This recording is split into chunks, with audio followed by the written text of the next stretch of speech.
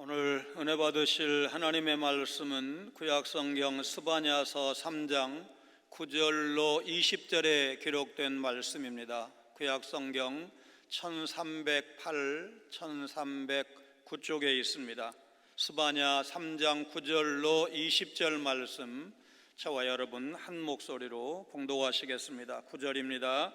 그때 내가 여러 백성의 입술을 깨끗하게 하여 그들이 다 여호와의 이름을 부르며 한 가지로 나를 섬기게 하리니, 내게 구하는 백성들 곧 내가 흩은 자의 딸이 구스 강 건너편에서부터 예물을 가지고 와서 내게 바칠지라.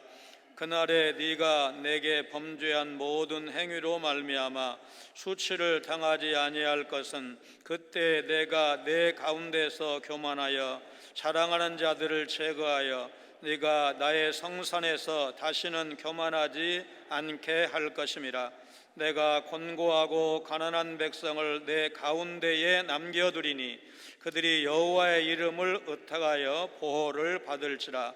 이스라엘의 남은 자는 악을 행하지 아니하며 거짓을 말하지 아니하며 입에 거짓된 혀가 없으며 먹고 누울지라도 그들을 두렵게 할 자가 없으리라. 시온에 따라 노래할지어다. 이스라엘아 기쁘게 부를지어다. 예루살렘 따라 전심으로 기뻐하며 즐거워할지어다. 여호와가 내 형벌을 제거하였고 내 원수를 쫓아냈으며 이스라엘 왕 여호와가 내 가운데에 계시니 내가 다시는 화를 당할까 두려워하지 아니할 것이라. 그날에 사람이 예루살렘에 이르기를 두려워하지 말라. 시온아 내 손을 늘어뜨리지 말라. 너의 하나님 여호와가 너의 가운데에 계시니 그는 구원을 베푸실 전능자이시라. 그가 너로 말미암아 기쁨을 이기지 못하시며 너를 잠잠히 사랑하시며 너로 말미암아 즐거이 부르며 기뻐하시리라 하리라. 내가 절기로 말미암아 근심하는 자들을 모으리니 그들은 내게 속한 자라. 그들에게 지워진 짐이 치욕이 되었느니라. 그때 내가 너를 괴롭게 하는 자를 다 벌하고 저는 자를 구원하며 쫓겨난 자를 모으며 온 세상에서 수욕받는 자에게 칭찬과 명성을 얻게 하리라. 내가 그때 너희를 이끌고 그때 너희를 모을지라. 내가 너희 목전에서 너희의 사로잡힘을 돌이킬 때에 너희에게 천하 만민 가운데서 명성과 칭찬을 얻게 하리라. 여호와의 말이니라. 아멘. 요단강 도하를 앞둔 시점에서 모세의 지도권을 계승한 여호수아, 그리고 이스라엘 백성들 입장에서 아마도 미지의 세계에 대한 설렘도 있었겠지만 두려움도 상당히 컸을 것입니다. 그때 하나님께서 강하고 담대하라. 내가 내게 명령한 것이 아니냐. 강하고 담대하라. 두려워하지 말며 놀라지 말라. 내가 어디로 가든지 내 하나님 여호와가 너와 함께 하느니라. 함께 하실 것을 약속하셨습니다. 오늘 본문도 어떤 의미에서 흡사한 상황이라고 말할 수 있습니다. 여호와의 날, 곧 진멸의 예고로 시작되었던 스바냐 선지자의 예언이 회복에 대한 약속으로 끝이 납니다. 심판이 회복으로 바뀔 수 있는 것은 남은 자를 귀히 여기시는 하나님이시기 때문입니다. 오늘 본문은 세 부문으로 나눌 수가 있습니다. 3장 9절로 10절은 세상을 심판하신 후에 하나님께서는 남은 자의 입술을 깨끗하게 하시고 마음을 갖게 하시고 동서남북에서 사방에서 모여오게 해서 교회를 이루고 하나님을 예배하게 할 것을 보여주십니다.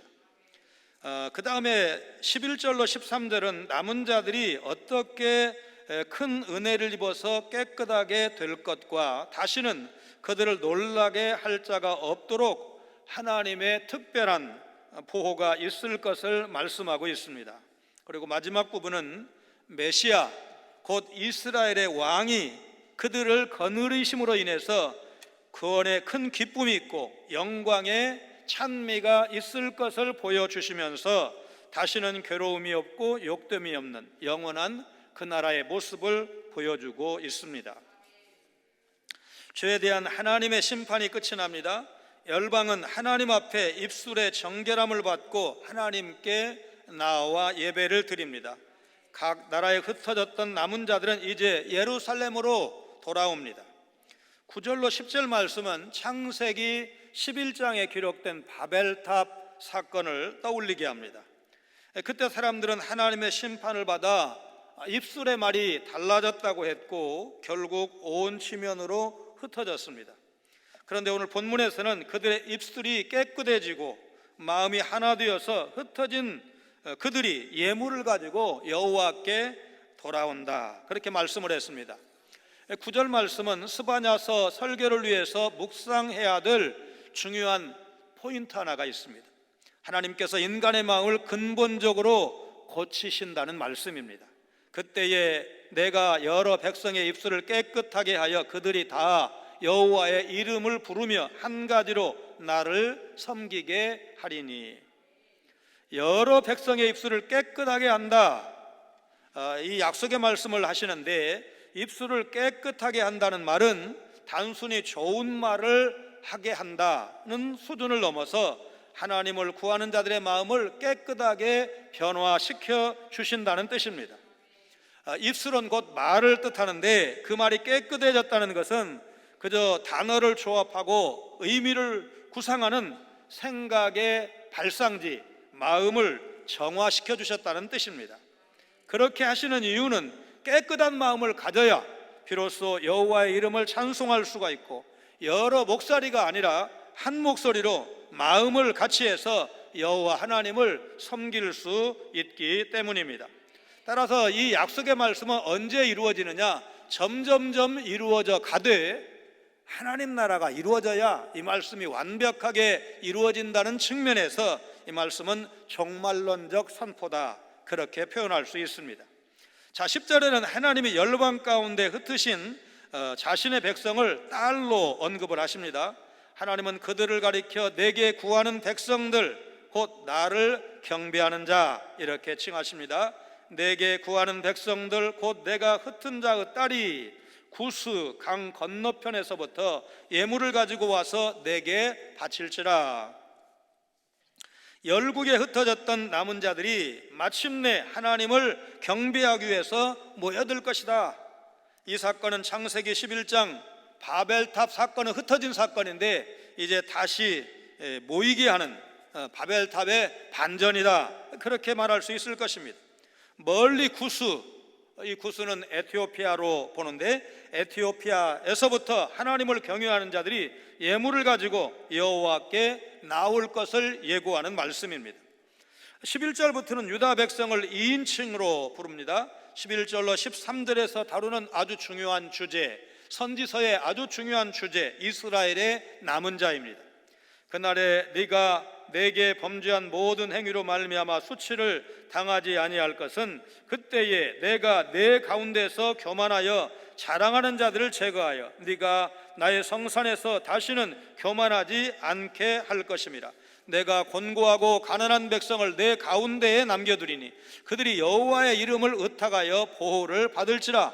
이스라엘의 남은 자는 악을 행하지 아니하며 거짓을 말하지 아니하며 입에 거짓된 혀가 없으며 먹고 누울지라도 그들을 두렵게 할 자가 없으리라. 이 말씀을 이제 우리가 생각을 할 때 우리가 근본적인 질문 하나를 떠올리는데, 우리는 진정 하나님 나라의 백성인가? 나는 구원받은 하나님의 자녀인가? 그런 질문입니다. 11절 말씀이 처벌받을 사람이 누구인가를 말씀하고 있다면 12절 13절은 이스라엘의 남은 자, 이 남은 자가 누구냐 특징을 보여주고 있습니다. 하나님은 교만해서 자랑하는 자를 제거하실 것이라고 11절에서 말씀하십니다. 12절에 남은 자에 대한 설명이 나오는데 남은 자가 뭐냐? 한마디로 여호와의 이름을 피난처로 삼는 자들입니다. 그들은 가난하고 비천한 백성으로 묘사되어 있는데 하나님이 바로 그런 그들을 찾아서 구원하실 것이다. 이것이 바로 선지서가 중요하게 잡고 있는 남은 자 사상입니다. 13절은 이스라엘의 남은 자들의 삶의 방식을 좀 더 구체적으로 말씀하고 있습니다. 세 가지인데 불의를 행치 않고 거짓을 말하지 않으며 남을 말로 속이지 않는다. 한마디로 성도다운 거룩한 삶을 살아야 할 것을 말씀하고 있습니다. 그렇기 때문에 그들을 두렵게 할 자가 없다는 것입니다. 그렇다면 어떻게 이스라엘의 남은 자들이 11절의 선포대로 더 이상 부끄러움을 당하지 않게 될까? 하나님께서 역사에 적극적으로 개입하셔서 그들 가운데 있는 교만의 원인과 불의를 제거하실 것이기 때문에 그들은 부끄러움을 당하지 않을 것이라고 약속을 하십니다. 영국의 시인 에밀리 그레이의 부서진 것을 통해 라는 시입니다. 부서진 대지에 곡식이 자라고 익어갑니다. 부서진 구름이 넓게 퍼져 충만한 비를 뿌립니다. 이 곡식과 물이 우리의 양식이 됩니다. 오히려 부서진 것들에 의해 우리가 살아가는 날들이 새로워집니다. 부서진 마음은 또 회개하는 마음, 주님이 결코 멸시하지 않으시는 마음입니다. 뉘우치고 돌아온다면 주님은 부서진 마음도 기뻐하십니다. 회개하고 나를 비운 마음은 비록 부서졌다 하더라도 주님께 귀한 향기가 됩니다.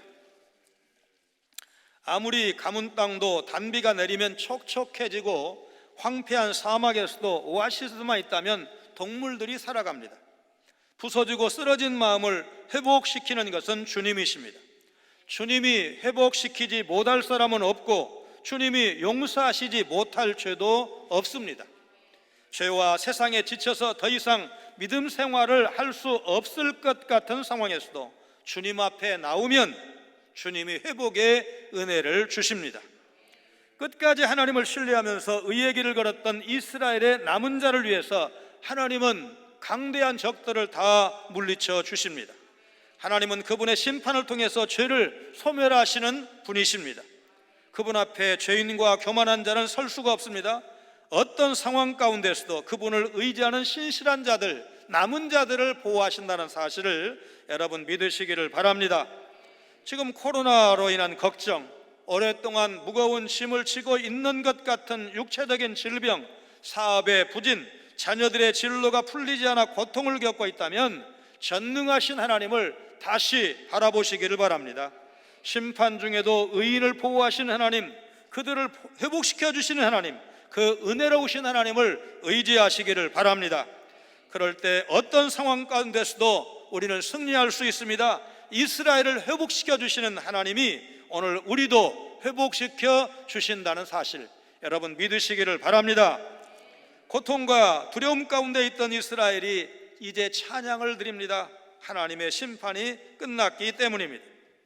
스바냐서의 마지막 부분은 이스라엘을 향한 하나님의 사랑이 아주 강하게 드러나고 있습니다. 14절로 17절입니다. 시온에 따라 노래할지어다, 이스라엘아 기쁘게 부를지어다, 예루살렘 따라 전심으로 기뻐하며 즐거워할지어다. 여호와가 내 형벌을 제거하였고 내 원수를 쫓아냈으며 이스라엘 왕 여호와가 내 가운데 계시니 네가 다시는 화를 당할까 두려워하지 아니할 것이라. 그날에 사람이 예루살렘에 이르기를 두려워하지 말라, 시온아 내 손을 늘어뜨리지 말라. 자, 17절 아까 우리 연주팀들이 연주를 했는데 우리 17절 말씀 같이 읽습니다. 너의 하나님 여호와가 너의 가운데에 계시니 그는 구원을 베푸실 전능자이시라. 그가 너로 말미암아 기쁨을 이기지 못하시며 너를 잠잠히 사랑하시며 너로 말미암아 즐거이 부르며 기뻐하시리라 하리라. 시온 오늘 17절 14절에서 17절에서는 이제 하나님의 백성을 시온의 딸 이렇게 부르고 있는데 이 시온은 예루살렘을 부르는 별칭이다, 별명이다.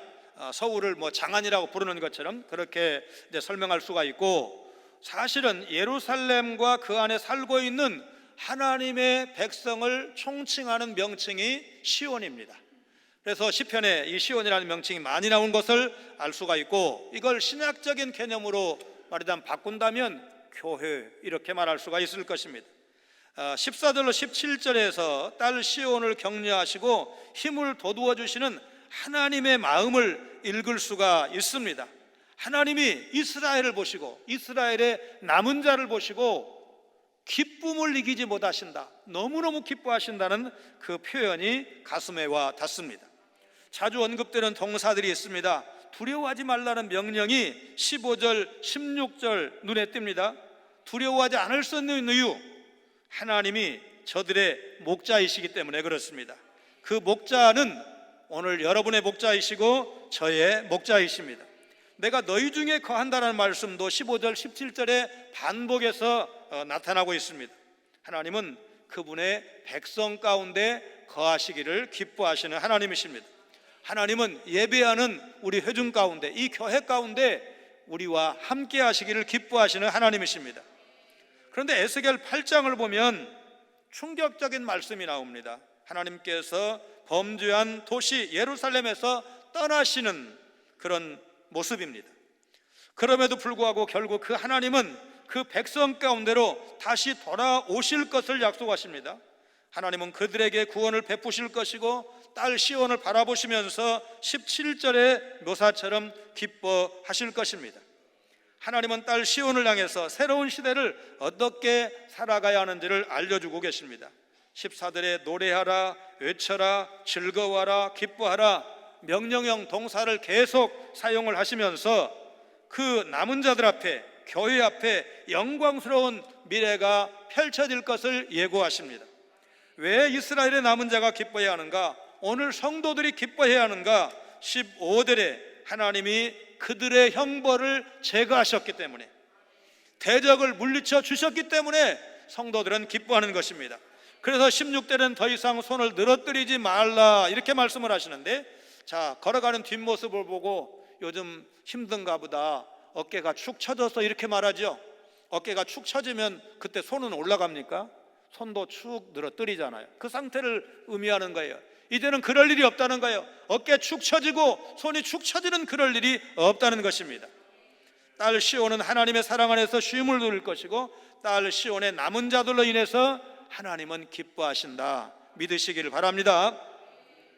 자, 18절은 흩어져 근심하는 자들을 다시 시온으로, 교회로 불러 모으시겠다는 소망의 약속입니다. 우리 18절 같이 읽습니다.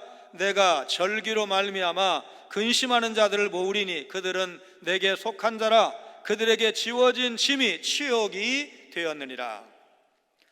유명한 주석가 랑게는 여기 절기를 초막절만을 가리키지 않는다, 예루살렘 성전에 모여서 예배해야 될, 제사해야 될 모든 절기를 말한다, 그렇게 해석을 했습니다.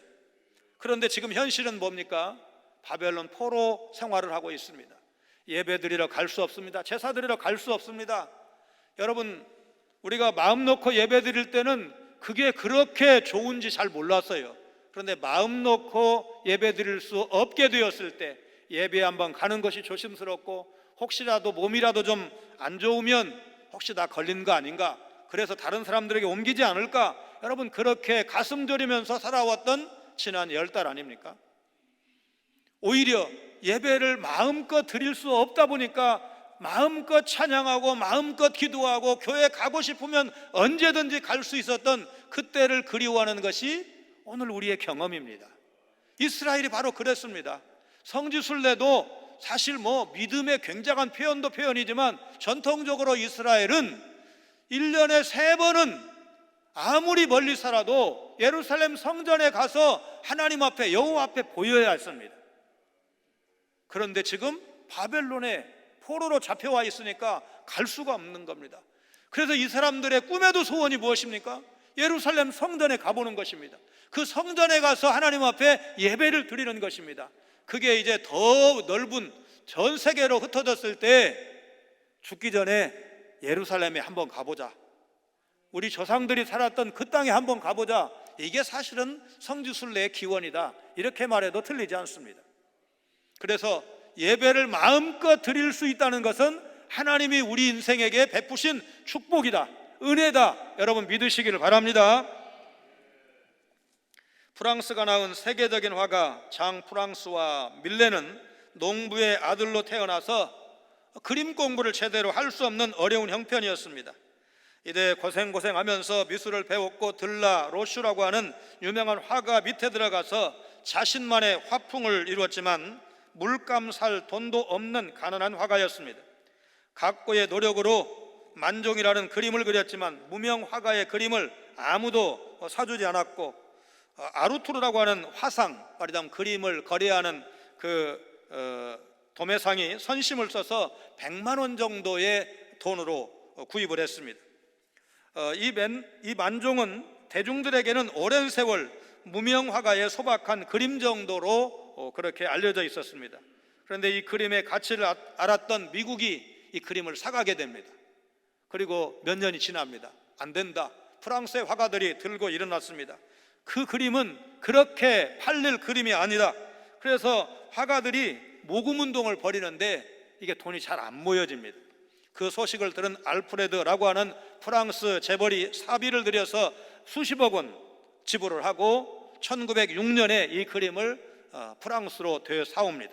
그래서 루브르 박물관에 기증을 하고 나중에 오르세 이제 미술관으로 이렇게 분리를 할 때 현대적인 작품은 오르세 미술관, 그리고 오래된 거는 이제 루브르 박물관에 이렇게 보관을 하는데 거기에 전시가 되어 있고, 그래서 세계적인 명작으로 지금 인정을 받고 있습니다.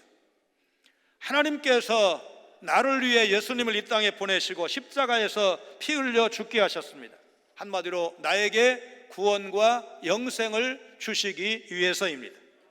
그렇다면 나는 어떤 존재인가 물을 때 하나님 편에서 보실 때 예수님만큼 소중한 존재입니다.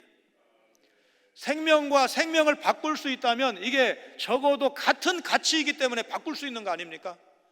하나님 입장에서 봤을 때 독생자 예수님을 죽이면서까지도 살만한 가치가 있으니까 그를 죽게 하심으로 여러분을 사시고 저를 사셔서 하나님 나라의 백성, 하나님의 자녀, 영광스러운 천국을 기업으로 주신 줄로 믿습니다. 그러니까 세상은 우리를 볼 때 예를 들어 젊은이들 뭐예요? 키 크다 작다, 뭐 좋은 직장이다, 돈 많다 적다, 이런 거 여러분 아주 보편적이지 않습니까?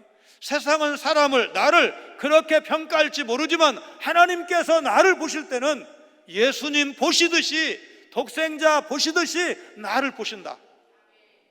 내가 그렇게 하나님 앞에 소중한 존재라는 사실, 그러니 그 하나님 은혜, 그 하나님의 사랑을 여러분 우리가 어떻게 감사하지 않을 수가 있겠습니까? 내가 노래를 잘하고 못하고를 떠나서 그 하나님의 은혜를 찬양하는 일 어떻게 쉴 수가 있겠습니까? 여러분 시편 시인이 호흡이 있는 자마다 여호와를 찬양할지어다, 그렇게 고백한 그 말씀이 여러분의 고백이, 저희의 고백이 되어야 할 줄로 믿습니다. 이스라엘의 적이 사라졌고 자유와 기쁨이 예루살렘에 넘쳐납니다. 하나님이 이스라엘의 왕으로 계시기 때문에 더 이상 두려움이 없습니다. 그분이 이스라엘을 기뻐하시고 사랑하시고 즐거워하십니다. 하나님께서 남은 자들의 견고한 신앙과 인내를 보시고 복을 내리시는 것입니다. 그 축복에 감격하며 감사하며 이스라엘은 소리쳐 찬양할 수밖에 없습니다. 지금 고난의 때를 지내고 있지만 우리에게 필요한 것은 믿음과 인내입니다. 하나님은 우리에게 승리를 이미 보장해 주셨습니다. 때가 차면 반드시 누리도록 되어 있습니다. 이 사실을 믿는다면 오늘 우리는 인내만 하면 되고, 기쁨과 환희의 날, 마음껏 찬양하는 날, 지금 요한계시록을 통해서 계속해서 살펴보는데 24 장로가 찬양하고 어린 양 앞에서, 그 보좌 앞에서 찬양하는 아름다운 이야기들을 계속해서 주일마다 살펴보고 있는데, 우리가 그날이 온다는 사실을 믿으면서 이 어려운 때에도 감사를 잃지 않는 여러분, 찬양을 잃지 않는 여러분 되시기를 주의 이름으로 축원합니다. 하나님은 이스라엘을 괴롭히던 적들을 완전히 멸하셨습니다. 흩어졌던 남은 자들을 예루살렘으로 모으셨습니다. 그들의 고통과 수욕을 이제는 칭찬과 명성으로 바꿔주십니다. 19절에는 저는 자, 쫓겨난 자, 수욕받는 자로 강한 자가 되게 하시겠다고 약속하십니다. 수욕 대신 칭찬과 명성을 얻게 될 것이라고 약속하십니다. 자, 19절 같이 읽습니다. 그때에 내가 너를 괴롭게 하는 자를 다 벌하고 저는 자를 구원하며 쫓겨난 자를 모으며 온 세상에서 수욕받는 자에게 칭찬과 명성을 얻게 하리라. 그때는 하나님의 심판의 때입니다. 남은 자를 구원하는 때입니다. 너를 괴롭게 하는 자는 15절의 원수와 같은 대상입니다. 여호와 하나님은 이제까지 지속적으로 이스라엘 괴롭혔던 모든 이방 열국들을 심판하시기로 결정하셨습니다. 저는 자를 구원하며 쫓겨난 자를 모으며 온 세상에서 수욕받는 자에게 칭찬과 명성을 얻게 하리라. 구원을 얻은 남은 자들의 모습이 얼마나 귀하게 될 것인가를 보여주시는 말씀인데, 저는 자, 쫓겨난 자, 수욕받는 자, 12절에 곤고하고 가난한 백성, 하나님께서 이런 사람들을 회복시켜 주시는데, 회복만 시켜주시는 것이 아니고 칭찬과 명성을 얻게 하리라. 여러분, 설교 준비하면서 문득 이런 생각이 들더라고요. 야, 그래도 나는 좋은 때 설교한다. 왜냐하면 이스라엘이 독립한 것이 우리보다 딱 3개월 전에 독립을 선포했거든요. 그리고는 바로 전쟁에 들어갔어요. 이스라엘이 독립을 선포하자마자 아랍과 전쟁을 했는데, 그걸 독립전쟁이라고 하잖아요. 그런데 그 이전에 1948년 5월 14일 이전에는 이스라엘이 독립된 국가가 없잖아요. 그럼 그 세월이 짧게 잡아도 한 1900년, 사실상 바벨론 포로 이후에는 제대로 된 주권 국가였던 시절이 별로 없다 보니까 그것까지 포함한다면 2000 수백 년 동안 떠돌이 생활을 한 거예요, 이스라엘이. 그러면 그 시대에도, 예를 들어서 100년 전에도 200년 전에도 믿음의 선조들, 목사님들이 이 구절을 설교를 할 때 이스라엘이 앞으로 완전히 회복됩니다, 그들이 칭찬과 명성을 얻습니다, 그러는데 나라도 없는 거야. 그 설교기가 좀 궁했을 것 같아요.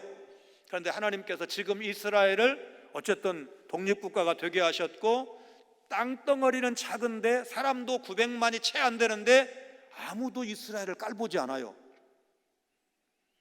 오죽하면 요르단에 있는 대포, 그 포신을 이스라엘이 아니라 자기 나라 쪽으로 돌려놨다는 거 아니에요? 이거 이스라엘 쪽으로 돌리면 공격의 신호로 알고 그냥 먼저 때려버리니까 우리 너네 때릴 생각 없어, 그래서 자기 나라 쪽으로 돌려놨다는 얘기를 들려드린 적이 있잖아요. 왜 그럴까요? 우선 직접적으로는 말하자면 국제 정치학적으로 보면 미국이 든든한 후원자가 되어서 아마 아랍도 러시아도 이스라엘 함부로 못할 것입니다. 그러나 믿음의 눈으로 보면 하나님의 성경이 차곡차곡 이루어져 가고 있구나.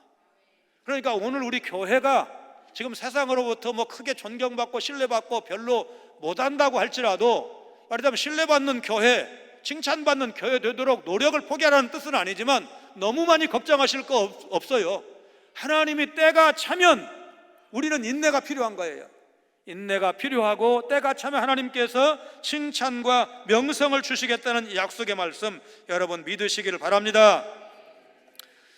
요 근래 그 아랍에미리트, 그 다음에 또 바레인, 그 다음에 지금 수단과도 그 외교관계 수립을 위해서 협상하고 있다고 합니다. 그러니까 아마 트럼프가 별다른 업적이 없지만 그 중동 평화를 위해서는 한 발자국 나갔다, 아마 나중에 그런 평가를 받을 것 같습니다. 그래서 처음 차츰차츰 이렇게 국교를 수립한다는 뜻은 뭡니까? 이스라엘과 싸워봤자 우리가 얻을 게 별로 없다, 잘못하면 터진다, 사이좋게 지내고 관광객 오가고 또 무역도 해서 서로 윈윈하자, 여러분 그런 생각을 이들 아랍 국가들이 했기 때문에 말하자면 이런 수교관계가 되는 거 아니겠습니까? 그래서 이 말씀이 점점 이루어져 간다는 생각을 우리가 하게 됩니다. 하나님은 오늘 우리에게도 이런 교회에 대한 비전을 갖게 하시기를 원하십니다. 어떤 사람이 찾아와서 여러분에게 이런 말을 했다고 생각을 해봅시다. 내 재산의 절반을 당신에게 주겠습니다. 그런데 그 사람이 별로 재산이 없어, 빈털털이요. 그러면 여러분 놀리는 거나 마찬가지잖아요. 아무것도 줄 게 없는 녀석이 큰 소리만 쳐가지고 절반이나 주겠다고 그러는데 알고 보니까 아무것도 줄 게 없는 거예요. 그러나 그렇게 말한 사람이 엊그저께 돌아가신 삼성의 이 회장이라고 하면 얘기가 달라지잖아요. 재산이 얼마나 많다는 걸 우리가 알고 있으니까, 야, 그 많은 돈으로 뭘 할까, 어디에 쓸까, 뭐부터 해결할까, 여러분 그런 좋은 즐거운 상상을 하지 않겠습니까? 우리 하나님이 우리에게 약속하신 것이 재벌 회장이 약속한 것보다 적을까 클까? 여러분 이렇게 질문하면 여러분 뭐라고 대답을 하시겠습니까? 어려운 시대를 살고 있는데, 동일한 시험과 환난을 당하고 있는데, 어떤 사람은 그때 기도해서 하나님이 기적적으로 문제를 풀어주시는 것을 체험하고 누리는 사람이 있습니다. 그런데 그 시대에, 그때에 동일한 어려움과 환난을 만났지만 기적을 체험하는 대신에 낙심하고 좌절하고 주저앉고 원망하고 불평하고 울고 슬퍼하는 사람도 있습니다. 여러분은 어떤 쪽을 선택하시겠습니까? 하나님은 전능하신 하나님이십니다. 왕을 세우기도 하시고 패하기도 하시는 분, 나라를 세우기도 하시고 나라를 망하기도 하시는 분, 역사의 주관자가 하나님 아니십니까? 그 하나님이 사람을, 삶의 문제를 해결해 주시고 닫혔던 문이 열리게 하시고 안 될 것 같은데 되게 하시고 기적을 행하실 수 있는 분이 하나님 아니십니까?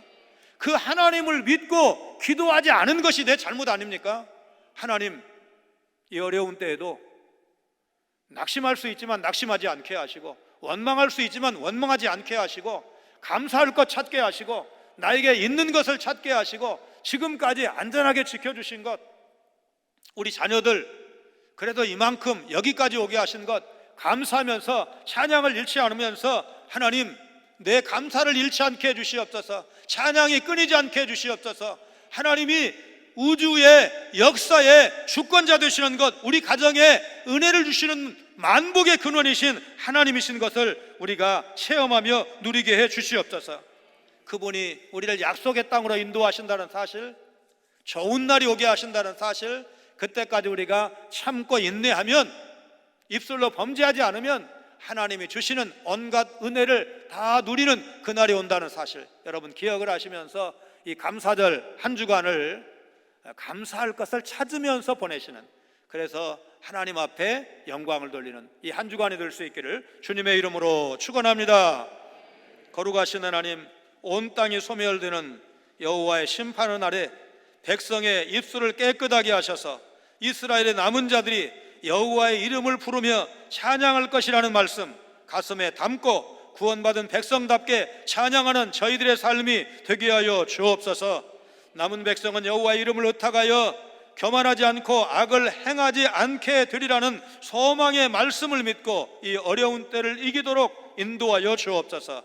구원을 베푸신 전능자 여호와께서 시온을 사랑하시니 이스라엘은 기뻐해야 한다는 말씀을 순종하여 어려운 날에도 기뻐하며 마음껏 찬양하는 우리 성광의 모든 가족들 다 되게 하여 주옵소서. 하나님께서 남은 자를 보호하시고 그들을 회복시키시며 영광을 경험하게 하신다는 약속의 말씀을 믿고 소망 가운데 살아가는 우리 모든 성도들 다 되게 하여 주옵소서. 예수님 거룩하신 이름으로 간절히 기도하옵나이다. 아멘.